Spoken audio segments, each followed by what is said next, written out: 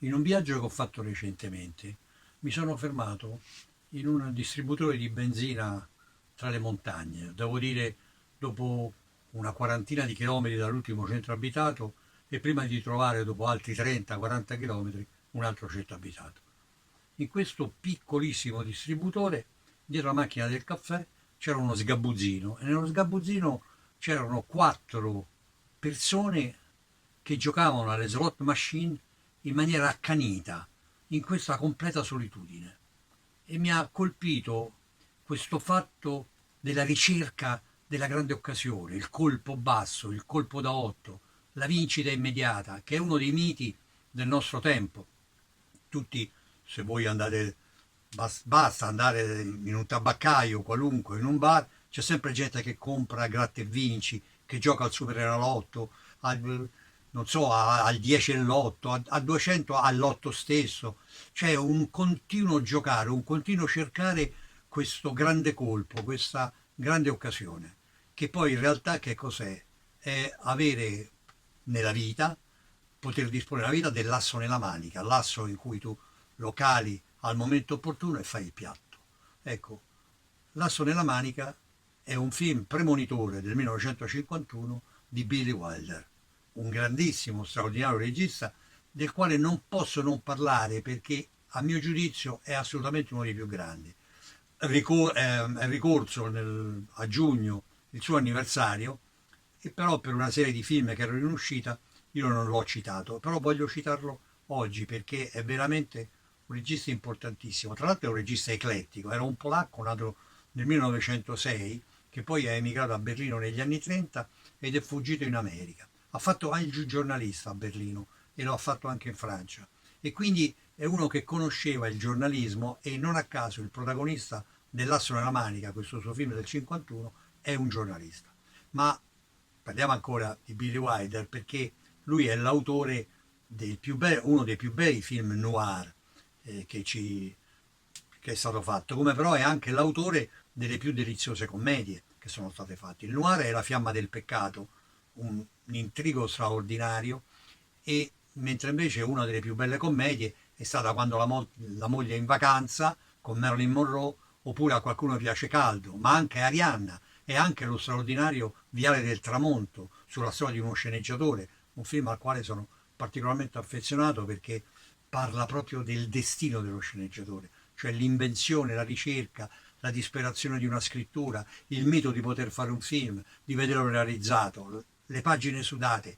Ecco, tutto questo Billy Wilder l'ha fatto e l'ha descritto in maniera sublime, non a caso è anche, diciamo così, lo scopritore di Marilyn Monroe, come di Audrey Hepburn, di Shirley MacLaine, è lo scopritore sotto certi aspetti anche di Jack Lemmon, di Walter Matthau, cioè è veramente un grande artista. L'asso nella manica è un film premonitore, è un film premonitore perché chiaramente racconta questo, oltre al fatto del colpo grosso, racconta questo nostro costante mito di spiare, di vedere la vita degli altri, la vita riferita, la vita riportata, perché è la cronaca diretta che un giornalista fa del un povero disgraziato che rimane prigioniero all'interno di una grotta.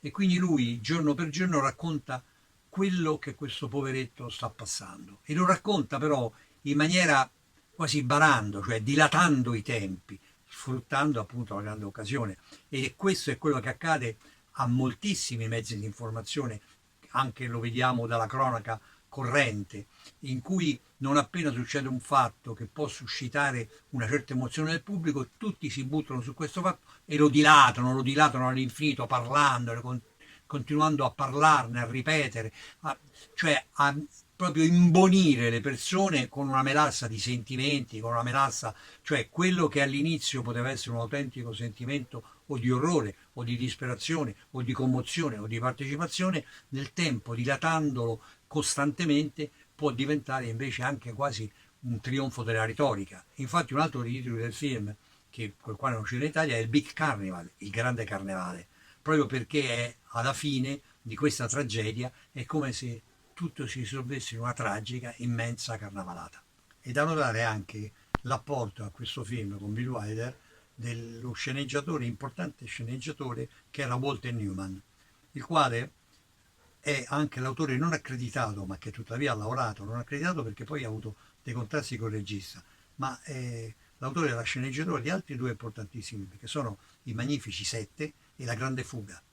E quindi è uno sceneggiatore che merita di essere ricordato per la sua abilità, la sua capacità e la sua umanità, che traspare in ogni film in maniera originale e diversa. Vi rimando a vedere questo mio intervento nel 17, in cui racconto anche un aneddoto con Kirk Douglas, con il quale ho lavorato. E, però vi raccomando di vedere il film perché è alla radice dei nostri comportamenti contemporanei e soprattutto è un film lungimirante che ci spiega il Grande Fratello e ci spiega tante altre cose, perché ci sono tanti grandi fratelli, la politica, la finanza. Molta gente cerca di imbonirci e di raccontarci quello che non accade. Vi prego, state attenti e non fatevi travolgere dal grande carnevale. Vi rimando al mio precedente intervento. Grazie. Ho pensato di presentarvi recensioni di film che devono essere visti. Uno di questi è sicuramente L'asso nella manica, interpretato da Kirk Douglas e diretto dal genio di Billy Wilder. Questo film è del 1951 e questo film racconta l'origine di quel fenomeno che poi tutti noi conosceremo, il sensazionalismo, che è diventato poi giornalistico, poi televisivo e oggi pervade tutto il mondo dell'informazione. Questo film racconta un caso tipico che si svolge nell'America, che si svolge in America, ma che potrebbe svolgersi in qualunque altro posto del mondo. Noi una cosa simile l'abbiamo vissuta con il caso del povero Alfredino, ricordate il bambino caduto nel pozzo? Bene, questo film anticipa di 30 anni quello che poi è accaduto. Solo che nel nostro caso tutta la tragedia si è svolta in maniera reale, concreta e disperata e autentica. Nel caso del film invece è qualcosa di diverso che lascio a voi il piacere di scoprirlo. Il film è interpretato da Kirk Douglas, questo per capirci, che è un attore che ho conosciuto, che ha lavorato in un mio film e che mi onoro di ricordare quasi come un amico, perché con me, che ero un giovanissimo scrittore, a Roma diremmo un pipilletto, che avevo osato scrivere una bella sceneggiatura e nessuno capiva perché, quando il produttore mi chiese chi vedevo come interprete, io con la più grande faccia tosta dell'incoscienza dissi che vedevo Kirk Douglas. Si guardarono intorno come per dire, poverino, il successo a questo ragazzino gli ha dato la testa. Ma poi una grande produttrice, che si chiamava Marina Cicogna, mandò il copione negli Stati Uniti.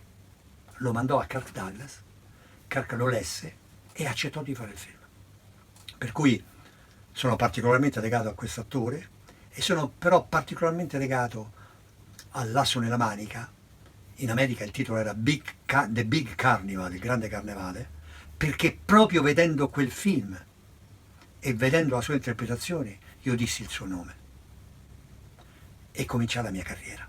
Per cui vi prego di vederlo, vi prego di ricordarlo e vi ringrazio.